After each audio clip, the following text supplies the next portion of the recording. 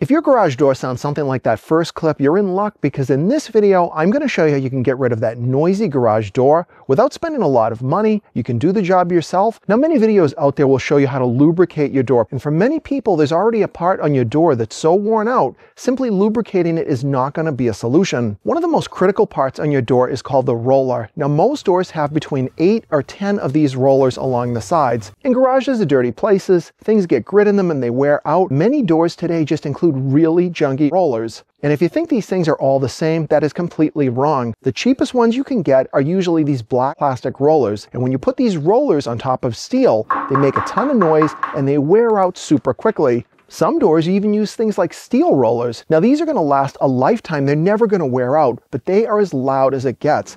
If you picture a train going down the track, you know that sound of steel on steel is just not a good quiet solution. Now, my own door has these hybrid rollers. They're kind of black plastic on the outside, but they've got a bearing inside. But then someone had a much better idea. If you think things like roller skates or a skateboard, those hard rubber wheels are really designed to last. They're also super quiet and they're perfect for putting on your garage door. But the best part is these rollers sell for just about $20, and it doesn't matter what brand you get. Nothing in this video is sponsored. It's the type of roller that matters. This blue rubber is going to give you a smooth engagement on the rails, but additionally, there is no play in the bearing. Now, replacing these things is so easy. When you buy one of these kits, you'll typically get 10 rollers in the box. That should be enough for most doors. For safety, I would recommend pulling the plug on your garage door opener. It's just going to make sure that nobody unexpectedly opens it while you're doing the job. All we simply need to do is replace the roller on each one of these brackets. Now, each door could be different, but for the most part, these brackets are somewhat universal. Tools you will typically need for this job are a socket wrench, a socket, of course, that fits the size bolt on your bracket, but I'm going to use this adapter that allows me to use sockets on my electric screw gun. Now, your screws or bolts could be in there really tightly, so the trick I do is I start it by manually turning the screwdriver by hand to kind of break the tension on the nut, and then the screw gun will simply allow me to quickly remove each one of them.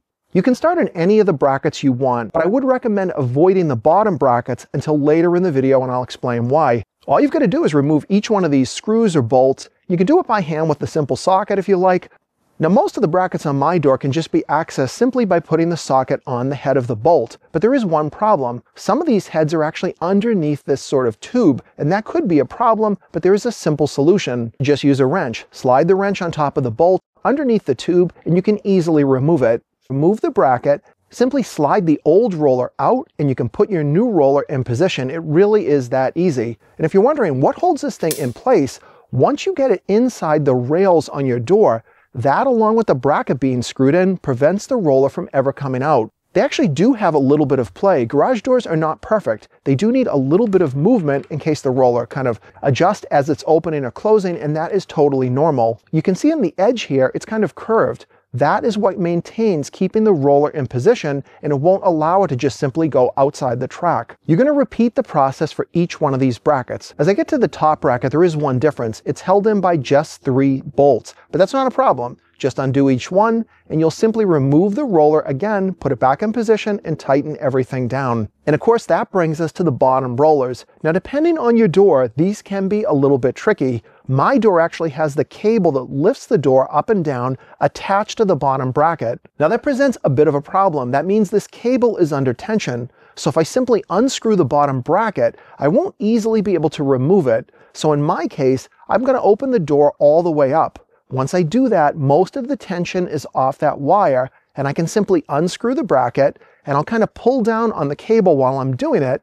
Now I can install the new roller into position, and the job is done. Before you get to the bottom, the rest of these brackets really are easy. You can probably do this entire job in just about 15 minutes. And for 20 bucks, the difference it makes in the sound level is huge. Now, your bottom brackets could be different. Many doors have the cable attached to the door and the bracket is separate. Replacing brackets on that style door would be the same as the rest of the brackets on your existing setup. But if your garage door has some sort of a cable on the bottom, or those bottom brackets just look too difficult to do, you may just want to skip those too, and that's not really a problem. Even replacing 8 of those 10 rollers is still going to give you a huge improvement, not only in terms of the sound level of your door, it's also going to make the door much smoother. Once you've ensured that you've tightened all the bolts properly, you can simply restore the power to your door and give it a try and hopefully listen to the improvement.